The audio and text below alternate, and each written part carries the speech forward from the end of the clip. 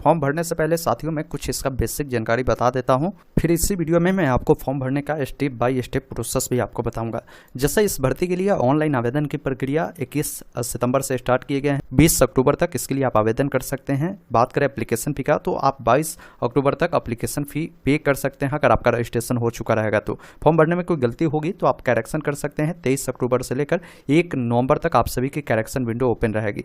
बाकी बात की जाए तो ये 4 पद है। कमर्शियल कम टिकट कलर की भर्ती है जिसमें करीब 2022 सीटें रखी गई है। उसके अलावा अकाउंट कलर कम टाइपिस्ट की है जिसमें देखेंगे 361 सीटें हैं। और उसके अलावा जूनियर कलर कम टाइपिस्ट की है जिसमें 990 सीटें हैं। ट्रेन कलर की पद है 72 सीटें, कुल मिलाकर 3445 सीटें इसमें रखी गई है। अब देखिए क्वालिफिकेशन जो है 12वीं पास रखे गए हैं। जो टाइपिस्ट वाले पोस्ट है इसमें आपको टाइपिंग भी मांगे गए इंग्लिश हिंदी में, तो आप देख लीजिएगा कि किसके लिए आपको अप्लाई करना है। बाकी एज की बात की जाए तो 18 से 33 साल इसमें रखे गए हैं और एज में रिलैक्सेशन जैसे SC/ST को 5 साल, OBC को 3 साल यहाँ पर दिया जाएगा। कैसे भरना है, जैसे अप्लाई वाले पे आते हैं तो 2 ऑप्शन मिलते हैं। पहला क्रिएट एन अकाउंट का, दूसरा है ऑलरेडी हैव ए अकाउंट। अब जब क्रिएट एन अकाउंट पर जब क्लिक करेंगे तो इनके द्वारा क्लियर बताया गया है कि यदि आप पहले से रेलवे के कोई भी फॉर्म भरे हैं, जैसे RPF का हो सकता है या इसके अलावा रेलवे में जो जूनियर इंजीनियर की भर्ती आई थी उसका भरे होंगे, या टेक्नीशियन का भरे होंगे, या LP का भरे होंगे, तो इन सब भर्ती के लिए अगर आपने फॉर्म भरा है तो आपका ऑलरेडी रजिस्ट्रेशन हो चुका होगा। वैसे स्थिति में आपको डायरेक्ट यहाँ पर जो है अप्लाई वाले पर जब आप आते हैं तो आपको लॉगिन का ऑप्शन मिलता है, ऑलरेडी हैव ए अकाउंट, जिस पर आपको क्लिक कर अपना वही मोबाइल नंबर या ईमेल आईडी को फिल करेंगे, पासवर्ड डालेंगे, कैप्चा कोड को डालकर लॉगिन वाले विकल्प पर क्लिक करेंगे। अगर मान लीजिए आपको पासवर्ड नहीं पता है तो फॉरगेट पासवर्ड का भी ऑप्शन है। आप अपना मोबाइल नंबर साथ में डेट ऑफ बर्थ इस कैप्चा कोड को डालकर प्रोसीड करेंगे, आपका पासवर्ड आपके ईमेल पर भेज दिए जाते हैं। अगर मान लीजिए आपका अकाउंट नहीं बना है तो अकाउंट बनाने के लिए आपको डायरेक्ट क्रिएट एन अकाउंट पर क्लिक करेंगे, यहाँ पर ओके वाले विकल्प पर क्लिक करेंगे। आपके सामने ये फॉर्म आता है जिसमें नेशनलिटी में आपको इंडियन चुनना है। आपके जो भी नाम होगा आप अपना पूरा नाम लिखेंगे, उसी नाम को दोबारा डालेंगे। अगर आपने कभी भी नाम चेंज किया तो इस करें, अन्यथा नो वाले विकल्प पर क्लिक करेंगे। डेट ऑफ बर्थ के लिए कैलेंडर मिलता है, जो भी आपका साल होगा, जो भी आपका महीना होगा, जो भी आपका डेट होगा, इस अनुसार उसे चेंज करेंगे, उससे दोबारा से डालेंगे। आपको अपना जेंडर बताना है, उससे दोबारा से डालना है। पिताजी का नाम डालना है, उससे दोबारा से डालना है। माताजी का नाम डालना है। फिर यहाँ पर आपको अपना आधार नंबर डालकर वेरीफाई यूजिंग आधार पे क्लिक कर आधार को वेरीफाई कर लेंगे। अगर आप आधार कार्ड नहीं देना चाहते या आपके पास आधार कार्ड नहीं है तो इस वाले ऑप्शन पर क्लिक करेंगे। इनमें से आपको कई सारे डॉक्यूमेंट अलग अलग मिलते हैं, कोई भी डॉक्यूमेंट देकर आप अपना यहाँ पर जो डिटेल है वेरीफाई कर सकते हैं। फिर नीचे आएंगे कॉन्टैक्ट डिटेल में आप अपना ईमेल आईडी डालेंगे और जनरेट ईमेल OTP पे क्लिक करेंगे। ईमेल पे OTP जाएगा, उससे वेरीफाई करेंगे। मोबाइल नंबर डालेंगे, मोबाइल नंबर पर भी OTP जाएगा, उसको वेरीफाई करेंगे। फिर आपको एक पासवर्ड क्रिएट करना है जिसमें आपको ध्यान रखना है ABCD का बड़ा अक्षर, छोटा अक्षर, कोई भी सिंबल, कोई भी अंक आपको उपयोग करना है, उससे दोबारा से डालना है। कैप्चा कोड को फिल करना है। एक ऑप्शन मिलेगा preview and create an account का, जिस पर आपको क्लिक करना है। आपका जो अकाउंट है क्रिएट हो जाता है। फिर उसी अकाउंट की मदद से जो अभी आपने फॉर्म में मोबाइल नंबर या ईमेल आईडी दी है, पासवर्ड जो सेट किया उससे डालकर कैप्चा को डालकर आप लॉगिन करेंगे। लॉगिन करते ही आपके सामने इस प्रकार का डैशबोर्ड आएगा और यहाँ पर भी देखेंगे एक नोटिफिकेशन आपको चलता हुआ देखने को मिलेगा जो कि अंडर ग्रेजुएशन वाले पोस्ट के लिए रहने वाले हैं। अप्लाई करना है तो आपको नीचे में एक ऑप्शन मिलता है ऑनलाइन एप्लीकेशन का, जिसके सामने आपको क्लिक करना है।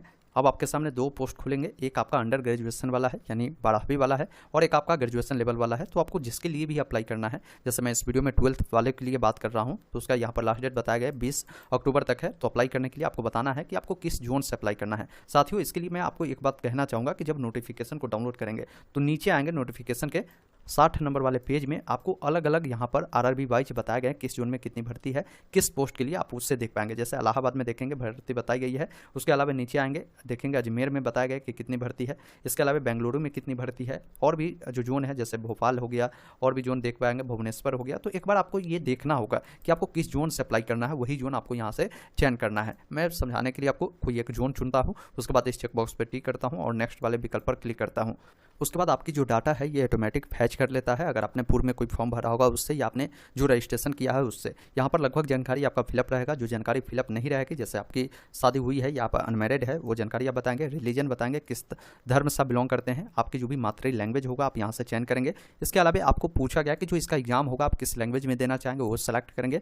आपके बॉडी में कोई भी ऐसा निशान हो जो परमानेंट निशान के रूप में हो तो वो निशान 2 बताने हैं। मान लीजिए आपका जो भी निशान है यहाँ पर बताएंगे एक ही निशान है, तो दूसरे वाला में नो मार्क भी आप लिख सकते हैं। उसके बाद नीचे आना है, आपकी जो भी कम्युनिटी होगी, मतलब आप किस कैटेगरी से बिलोंग करते हो बताएंगे। जैसे मान लीजिए कोई OBC वाले हैं तो OBC चुनेंगे तो ये पूछेगा कि क्या आप OBC नॉन क्रीमी लेयर से बिलोंग करते हैं, तो वैसे स्थिति में आपको यस करना है। मतलब क्या होता है कि OBC नॉन क्रीमी लेयर में वो आता है जिनकी पारिवारिक आय 8 लाख रुपए से कम होती है, तो आप यहाँ पर यस करेंगे। अगर इससे अधिक है तो आप नो करेंगे। कोई वही SC/ST वाले हैं तो आप सभी को अपना जो है कास्ट सर्टिफिकेट देने की जरूरत होगी। अगर कोई EWS वाले हैं तो इनको EWS जो है सेंट्रल लेवल वाला देना होगा। OBC वालों को सेंट्रल लेवल वाला जो ओबीसी नॉन क्रीमी लेयर होता है वो आपको देनी होगी। तो यस करेंगे तो आपने जो भी एनसीएल बनाया होगा, अपना सर्टिफिकेट नंबर देंगे, सर्टिफिकेट कहाँ से इशू हुआ है वो बताएंगे, किस स्टेट से हुआ है, कब इशू हुआ है और डेट भी आपको यहाँ पर बताने की आवश्यकता होगी। फिर नीचे आएंगे, आपका जो भी पोस्टल एड्रेस है, जिसमें आपको यहाँ पर पूछ रहा है कि प्रेजेंट एड्रेस बताए, तो जो भी स्टेट होगा, जो भी आपका डिस्ट्रिक्ट होगा, जो भी विलेज होगा, ये सब जानकारी आप बताएंगे। साथ में विलेज पिन कोड आपको देना है। अगर आपका प्रेजेंट परमानेंट दोनों समान है, इस चेक बॉक्स पे टिक करेंगे, दोनों फिल होगा, अलग अलग है तो अलग अलग जानकारी को फिल कर पहले इसको सेव करेंगे, फिर नेक्स्ट वाले विकल्प पर क्लिक करना है। अब यहाँ पर भी आपकी कई सारी जानकारी ये लोग फैच कर लेता है पहले से। अब कुछ जानकारी आपको भरने की आवश्यकता होगी। जैसे यहाँ पर पूछ रहा है कि आप एक्स सर्विसमैन है, तो यहाँ पर आप एस करें, अन्यथा नो वाले विकल्प पर क्लिक करें। अगर कोई दिव्यांग पर्सन है तो यहाँ पर एसनो में उसकी जानकारी देंगी। अगर आपको स्क्राइब चाहिए तो आप यहाँ पर एसनो में उसके बारे में बताएंगे। उसके बाद यहाँ पर पूछ रहा है ईवीसी के डिटेल। अगर कोई ईवीसी सर्टिफिकेट होल्डर है तो यहाँ पर एस करेगा तो बताना है कि आपकी जो भी पारिवारिक इनकम है वो 50,000 से कम है, साथ में आप बीपीएल कैटेगरी से आते हैं तो है इस प्रकार, तो यहाँ से एग्री करेंगे। नहीं है तो इसको क्लोज कर आपको यहाँ पर जो है नो वाले विकल्प पर जो है क्लिक कर देना है। यह जानकारी आपसे नहीं पूछी जाएगी। इसमें पूछा गया कि अगर आप रेलवे के एम्प्लॉय है तो यहाँ पर एस करेंगे। अब यहाँ पर एस करेंगे तो आपको कुछ जानकारी पूछेगी, उसके बारे में बताएंगे। नहीं है तो नो करेंगे, यह जानकारी देने की आवश्यकता नहीं होगी।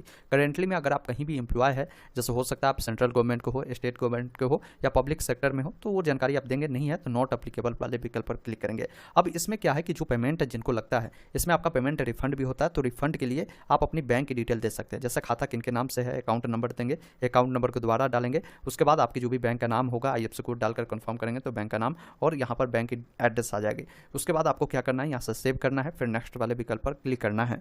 अब आप अगले स्टेप में आते हैं जहाँ पर क्वालिफिकेशन की जानकारी देनी है। तो आपने पूर्व में अगर कोई फॉर्म भरा होगा तो उसके अकॉर्डिंग ही आपकी मैट्रिक की डिटेल आती है। इसमें कुछ मॉडिफाई करना है या इसको डिलीट कर दोबारा से डालना है तो आप वो भी कर सकते हैं। जैसे पेंसिल पर क्लिक करेंगे, आपने मैट्रिक जिस स्टेट से किया है, जिस जिले से किया, जिस बोर्ड से किया, वो जानकारी देंगे। जो भी आपका पासिंग डेट होगा, मतलब रिजल्ट पब्लिश डेट, वो डेट आप देंगे, रोल नंबर देंगे और मैट्रिक की जो भी आपकी जो भी सर्टिफिकेट या मार्कशीट होगा उसको यहाँ पर आपको अपलोड करना है। फिर यहाँ से आप इसे अपडेट कर सकते हैं या ऐड वाले विकल्प पर क्लिक करेंगे। इस प्रकार आपकी जो डिटेल है वो ऐड होगा। फिर आपको अन्य डिटेल, जैसे 12th पास है तो आप 12th को चुनेंगे। फिर आपको बताना है कि 12th जो आपने किया है, यहाँ पर डिसिप्लिन में 12th को चुनेंगे। स्टेट बताएंगे किस स्टेट से किया है, किस जिले से आपने किया है वो आपको बताना है। साथ में बोर्ड आपको बताना है, रिजल्ट आपका कब जारी किया गया वो आप यहाँ से कैलेंडर मिलता है। सबसे पहले आपका जो भी साल हो, जो भी महीना हो, जो भी डेट हो, इस प्रकार आप चयन करेंगे। इसके अलावा पूछ रहा है आपसे कि आपके पास जो है टाइपिंग की अगर ज्ञान है तो आप यहाँ पर एस कर सकते हैं। टाइपिंग हिंदी इंग्लिश दोनों चाहिए। नहीं है तो आप नो कर सकते हैं। तो टाइपिंग वाला जो पोस्ट है ये क्लियर बता रहा है कि जो टाइपिंग वाला पोस्ट है उसके लिए आप एलिजिबल नहीं होंगे, यहाँ नो करेंगे। अगर आप यहाँ पर एस करते हैं तो जो टाइपिंग वाला पोस्ट है उसके लिए भी आप एलिजिबल हो जाते हैं। उसके बाद आपको बताना है कि जो भी आपकी परसेंटेज होगी उसके बारे में जानकारी देनी है। ये परसेंटेज आपका 12th का पूछ रहा है तो उसके बारे में बताएंगे। साथ में यहाँ पर देखिए आपको सर्टिफिकेट मैट्रिकुलेशन का पूछ रहा है तो मैट्रिक का ही आपको देना है, इंटर का आपको नहीं मांग रहा है। अगर इंटर का हो सके बाद में इसको अपडेट किया जाए तो आपको इंटर का बोले तो इंटर का यहाँ पर अपलोड करेंगे और यहाँ से ऐड वाले विकल्प पर क्लिक करेंगे।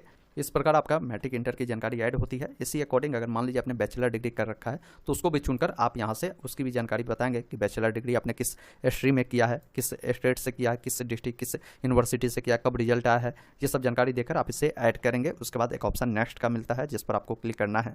उसके बाद अगले स्टेप में आते हैं जहाँ पर फोटो सिग्नेचर आपको अपलोड करनी है। फोटो सिग्नेचर के बारे में इन्होंने कुछ गाइडलाइन बताया है। आप जब इस पर क्लिक करेंगे तो इस प्रकार का फोटो अगर आप देंगे तो ये सब रिजेक्ट होगा, इस प्रकार का फोटो आपका एक्सेप्ट होगा। बाकी इन्होंने गाइडलाइन भी बताया कि फोटोग्राफ आपका रिसेंट का होना चाहिए, कलरफुल होनी चाहिए, 6 महीने से ज़्यादा पुरानी नहीं होनी चाहिए। उसका जो साइज होगा, साइज के बारे में बताया कि इस पिक्सल में आप इसको लगा सकते हैं।